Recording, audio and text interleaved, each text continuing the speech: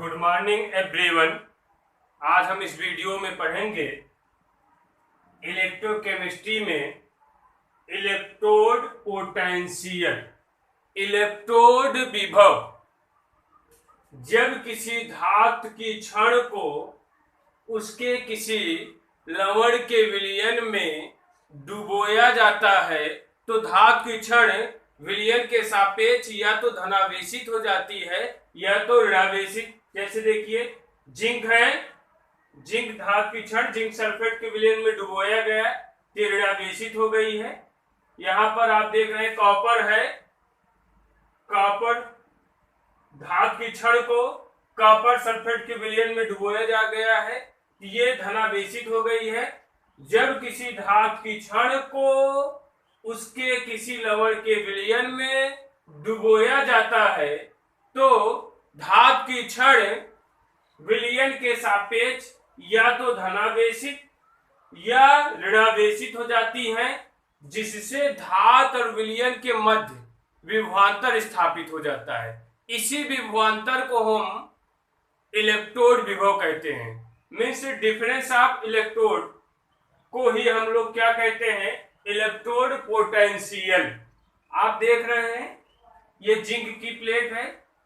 Zinc की plate को हम जब जिंक सल्फेट के विलयन में डुबोए हैं तो ये प्लेट विलयन के सापेक्ष ऋणावेशित हो गई है, जिससे इसके चारों तरफ धन आवेश आ गए हैं और दोनों के मध्य एक विभवांतर स्थापित हो रहा है। अंदर माइनस है ऋणात्मक आवेश, बाहर धनात्मक आवेश है। इसी विभवांतर को हम क्या कहते हैं, धातु का इलेक्ट्रोड विभव। इसी तरह आप देखिए कॉपर को कॉपर सल्फेट के विलयन में डुबोया गया तो कॉपर धातु की प्लेट विलयन के सापेक्ष धनावेशित हो गई, जिससे विलयन में उसके चारों तरफ निगेटिव आयन आ गए और दोनों के मध्य विभवांतर स्थापित हो गया। यानी अंदर प्लेट पे कौन सा चार्ज है, प्लस चार्ज, उसके बाहर कौन चार्ज आ गया, माइनस। इसी विभवांतर को हम क्या कहेंगे, धातु का इलेक्ट्रोड विभव। अब सवाल ये बनता है, ये धातु की जो क्षण होती हैं जब अपने विलयन में डुबोई जाती हैं तो विलयन के सापेक्ष ऋणावेशित या धनावेशित कैसे हो जाती हैं। हमें ये देखना है ऋणावेशित या धनावेशित कैसे हो जाती हैं। धातुओं के अंदर एक टेंडेंसी होती है, जब धातु अपने किसी लवण के विलयन में डुबोया जाएगा तो जो धातु की क्षण होती है वे धनायन के रूप में विलयन में घुलने लगेगी। मीन्स कुछ इस तरह आप देख सकते हैं, जैसे हम इसको इस तरह देख सकते हैं, एम मेटल्स धातु है, जैसे ही मेटल्स को उसके लवण के विलयन में हम डुबोएंगे ये क्या करेगा, धनायन के रूप में विलयन में घुलने लगेगा। Mn प्लस n इलेक्ट्रॉन, ठीक। या जब किसी इसी का एक जस्ट अपोजिट रिएक्शन होता है, ये वाला तो आपका जिंक में हो रहा है, तथा वही जो धातु की क्षण जो होती है वो विलयन में जब हम डुबोते हैं तो विलयन में से धनायन आते हैं, लेकिन परमाणु को अपना धन चार्ज देकर उदासीन परमाणु के रूप में उसी पर निक्षेपित हो जाते हैं, यानी उसी पे जाकर बैठ जाते हैं। वो रिएक्शन कुछ इस प्रकार का होता है, जस्ट इसका अपोजिट है, Mn plus n electron change into Mn। तो ये जो पहला रिएक्शन है इसको हम लोग कहते हैं Sp मींस सॉल्यूशन प्रेशर। देख रहे हैं जो ऑक्सीकरण हो रहा है जिसमें, तथा इस रिएक्शन को हम कहते हैं OP मींस ऑस्मोटिक प्रेशर। जिस धातु में जिस धातु का किसी भी क्षण में दोनों अपक्रियाएं होती हैं, ये भी होती है और ये भी होती है, लेकिन जिसका सॉल्यूशन प्रेशर अधिक होगा वो धातु की क्षण विलयन के सापेक्ष ऋणावेशित होगी, तथा जिसका ऑस्मोटिक प्रेशर अधिक होगा वो धातु की क्षण विलयन के सापेक्ष धनावेशित होगी। अब इसको इस तरह भी हम समझ सकते हैं, जैसे लेते हैं, अब इसमें हम एक प्लेट रख देते हैं, यहां पर हम कोई साल्ट का विलयन ले रहे हैं। इसमें दो अपक्रिया होती है। एक अपक्रिया हो सकती है मेटल्स आयन के रूप में बाहर निकलेगा, इसको हम क्या कहते हैं, सॉल्यूशन प्रेशर, ये वाला। तथा एक दूसरी अपक्रिया यह होती है मेटल्स धनायन के रूप में जा रहे हैं लेकिन परमाणु के रूप में निक्षेपित हो गए, इसको हम कहेंगे ऑस्मोटिक प्रेशर। कुछ प्लेटों में यानी कुछ धातु की छड़ों में सॉल्यूशन प्रेशर उनका अधिक होता है, तो ज्यादातर यह अपक्रिया होगी पहले वाली, जिसको हम ऑक्सीकरण कह रहे हैं, जिससे प्लेट पे कौन सा चार्ज आ रहा है, माइनस। कुछ प्लेट ऐसे होती हैं उनके सॉल्यूशन प्रेशर की तुलना में ऑस्मोटिक प्रेशर अधिक होता है, ये वाला रिएक्शन होता है, यानी ये वाला रिएक्शन जिसको हम रिडक्शन कहते हैं। रिडक्शन होने से ये आपका परमाणु के रूप में निक्षेपित होते हैं, जिसके कारण उस पर चार्ज कौन हो जाएगा, प्लस चार्ज। ये रहा धातुओं के प्लेट पर माइनस और प्लस चार्ज आने का कारण, यानी when Sp is greater than OP means solution pressure अधिक होगा ऑस्मोटिक प्रेशर से, तो आपका प्लेट पे कौन सा चार्ज आ जाएगी, माइनस चार्ज आ जाएगा, यानी जिसको हम कहते हैं negative charge. When Sp is less than OP, जब सॉल्यूशन प्रेशर कम होगा ऑस्मोटिक प्रेशर से, मीन्स ये रिएक्शन कम होगा, ये रिएक्शन अधिक होगा, तब आपका प्लेट पे कौन सा चार्ज आ जाएगा, पॉजिटिव चार्ज आ जाएगा। और प्लेट पे चाहे निगेटिव चार्ज आए चाहे पॉजिटिव चार्ज आए, विलयन में से उसका अपोजिट चार्ज आ जाएगा। जैसे जिस प्लेट पे निगेटिव चार्ज आएगा उसके किनारे किनारे कौन चार्ज लग जाएगा, पॉजिटिव चार्ज लग जाएगा, तथा जिस प्लेट पे पॉजिटिव चार्ज आएगा उसके किनारे किनारे कौन सा चार्ज लग जाएगा, निगेटिव चार्ज लग जाएगा, जिससे विभवांतर स्थापित हो जाएगा। इसी विभवांतर को हम क्या कहेंगे, धातु का इलेक्ट्रोड विभव। ये रहा धातु का इलेक्ट्रोड विभव। अब धातु के इलेक्ट्रोड विभव की उत्पत्ति कैसे होती है, हमने आपको बताया धातुओं के अंदर टेंडेंसी पाई जाती है, दो रिएक्शन करते हैं धातुएं, इसी तरह धातु इन दोनों रिएक्शन के फलस्वरूप धातुओं पे या तो प्लस चार्ज आएगा या तो माइनस चार्ज आएगा। अब ये रहा आपका इलेक्ट्रोड विभव। लेकिन अगर हम स्टैंडर्ड कंडीशन पे ले लें, स्टैंडर्ड कंडीशन मतलब मानक अवस्था पे, यानी जब हम टेम्परेचर ले लें 25 degree Celsius, means 25 degree Celsius में आपका क्या हो जाएगा, 273 में जोड़ेंगे, यानी इसको हम लिख सकते हैं 298 केल्विन। टेम्परेचर जब हमारा 298 केल्विन हो और सांद्रता जो हो, कंसंट्रेशन जो हो 1 m यानी 1 मोल पर लीटर, 1 मोल पर लीटर सांद्रता हो, तथा टेम्परेचर आपका 298 केल्विन या 25 डिग्री सेल्सियस हो, सांद्रता 1 मोल पर लीटर हो, प्रेशर आपका 1 atm हो, प्रेशर हमारा क्या हो 1 atm, तब धातु का जो इलेक्ट्रोड विभव होगा उसको हम क्या कहेंगे, मानक इलेक्ट्रोड विभव। इलेक्ट्रोड विभव को हम लोग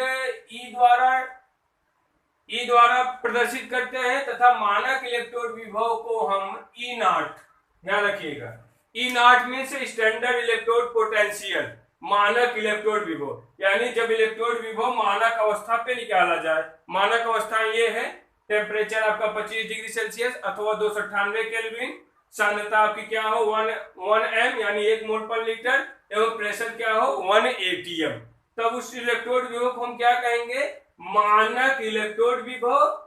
अन्यथा मानक अवस्था पे जब इलेक्ट्रोड विभव ना निकाला जाए तो उसको हम क्या कहेंगे, इलेक्ट्रोड विभव। इलेक्ट्रोड विभव और मानक इलेक्ट्रोड विभव में अंतर ये है, ये मानक अवस्था में निकाला गया है, ये सामान्य अवस्था में निकाला गया है। अब इनके बीच हम रिलेशन देखते हैं, relation between E and E0 means electrode विभव एवं मानक इलेक्ट्रोड विभव के बीच संबंध क्या होता है।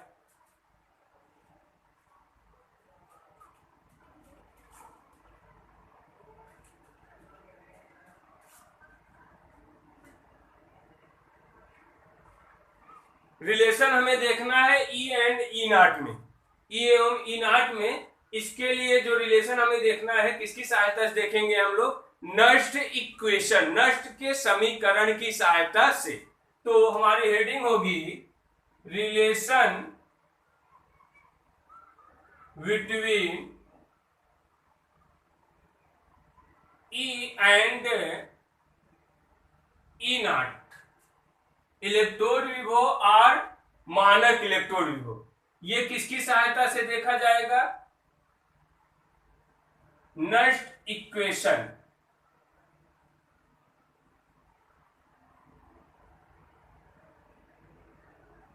ये हमारा देखा जाएगा नस्ट इक्वेशन, नस्ट समीकरण की सहायता से। चाहे तो हम इसको ऐसे लिख सकते हैं, relation between E and E naught, और इसके स्थान पर हम ये लिख सकते हैं E cell and E naught cell,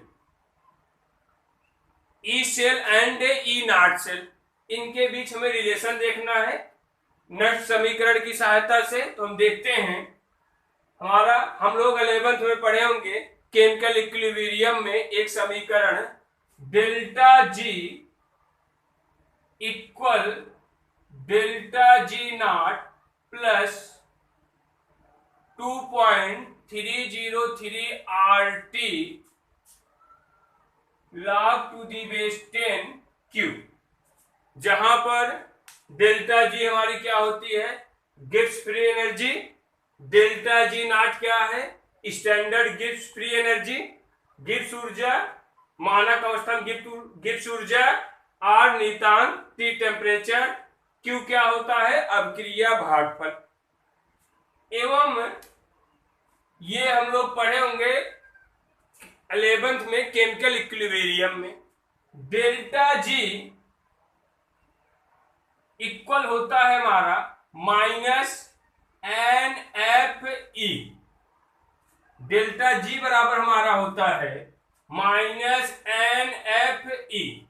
तो डेल्टा जी का मान इस समीकरण में हम रखते हैं तो क्या हो जाएगा आपका, ये minus N F E equal minus N F E naught, delta G naught, delta G equal इतना, delta G naught equal minus N F E naught plus 2.303 RT log to the base 10 Q।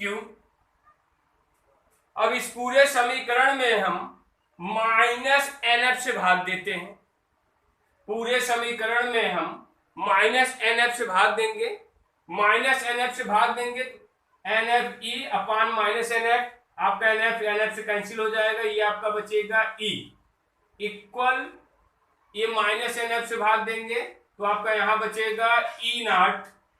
पूरे समीकरण में हम minus N F से भाग दे रहे हैं, ध्यान रखिएगा, minus 2.303 RT upon n F, minus N F से भाग दिए तो एन एफ कैंसिल हुआ, ई बचा, यहां माइनस एन एफ से भाग दिया गया तो माइनस एन एफ अपान एन एफ, तो आपका क्या हो गया, एन एफ कैंसिल हो गया, ई नॉट बचा, यहां पर एन एफ से भाग देंगे तो upon n F log to the base 10 Q, जहां पर ई क्या है हमारा, इलेक्ट्रोड विभव, E naught standard electrode potential, मानक इलेक्ट्रोड विभव, और नियतांक T temperature, and number of electron in presence of reaction. Specially अपक्रिया में जितने इलेक्ट्रॉन भाग लेते हैं, जैसे अगर जिंक और कॉपर की अपक्रिया हम कराएंगे, इसमें 2 इलेक्ट्रॉन भाग लेंगे, यहाँ के लिए N 2 हो जाएगा। F क्या होता है हमारा, फैराडे नियतांक, 1 फैराडे बराबर हमारा होता है 96,500 कूलम। तो इनकी वैल्यू हम इस समीकरण में रख देते हैं। R की वैल्यू होती है हमारी 8.314 जूल प्रति केल्विन प्रति मोल, एंड ये तो रही R की वैल्यू। टी की वैल्यू क्या हो जाएगी आपकी 25 डिग्री सेल्सियस।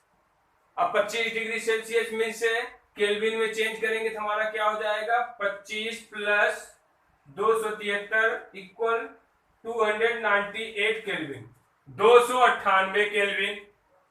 और ये तो रही टी की वैल्यू। एफ की वैल्यू क्या होती है, एफ बराबर 96,500, नियर अबाउट होता है 96,485, लेकिन नियर अबाउट हम लोग लेते हैं 96,500 कूलम। आर टी एवं एफ की वैल्यू समीकरण में हम रखते हैं, हमारा बनेगा क्या समीकरण, equal E naught minus 2.303 into R की वैल्यू 8.314 इंटू टी की वैल्यू कितना है 298 केल्विन अपॉन एन को एन ही रखते हैं, अभी कोई फिक्स रिएक्शन है नहीं। Number of electron in presence of reaction F faraday नियतांक, इसकी वैल्यू क्या हो जाएगी into 96,500 log to the base 10 Q. इतने को हम हल करेंगे, इसका इसमें गुणा करके इसमें से भाग देंगे, हमारी वैल्यू आती है ई बराबर E naught minus 0.0591 upon N log to the base 10 Q. ये रहा हमारा नष्ट इक्वेशन। इस इक्वेशन द्वारा यदि हमें ई ज्ञात हो, ई नॉट ज्ञात हो, ई का कैलकुलेशन कर देते हैं। और ई नॉट फिक्स है क्योंकि ये तो मानक अवस्था में निकाला जाता है, चेंज हमारा क्या होता है ई, तो ई नॉट की सहायता से हम ई की गणना कर सकते हैं, ये ध्यान रखेंगे। ये तो रहा इलेक्ट्रोडों के लिए, जैसे एक इलेक्ट्रोड ये है, एक इलेक्ट्रोड ये है। यदि दोनों इलेक्ट्रोडों को आपस में जोड़ दिया जाए, दोनों इलेक्ट्रोडों को आपस में जोड़ दिया जाए तो ये सेल बन जाएगा। तो यही सेल के लिए नष्ट का समीकरण हमारा क्या हो जाएगा, इलेक्ट्रोड के लिए नष्ट इक्वेशन हमारा ये हुआ। सेल के लिए नष्ट समीकरण हमारा क्या हो जाएगा, सेल के लिए हो जाएगा जहां हमारा ई है यहां हो जाएगा हमारा ई सेल, ई के स्थान पे E cell equal E naught है, ई नॉट के स्थान पे हमारा हो जाएगा ई नॉट सेल माइनस, बाकी वैल्यू ऐसे ही रखेंगे हम 0.059 upon N log to the base 10 cube. Electrode के लिए नष्ट इक्वेशन हमारा होता है E equal E naught minus 0.0591 upon N log to the base 10 cube.